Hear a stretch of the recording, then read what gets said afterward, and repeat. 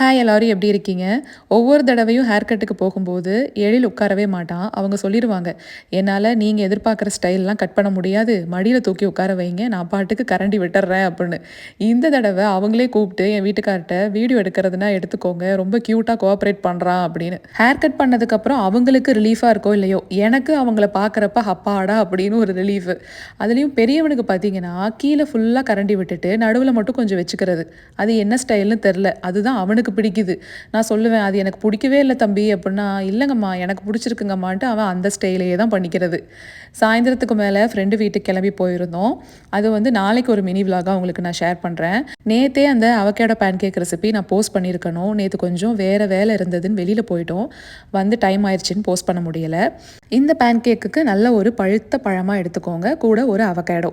இது 2யுமே நல்லா கட் பண்ணிட்டு ஒரு பிளெண்டர் ஜார்ல சேர்த்துக்கலாம்.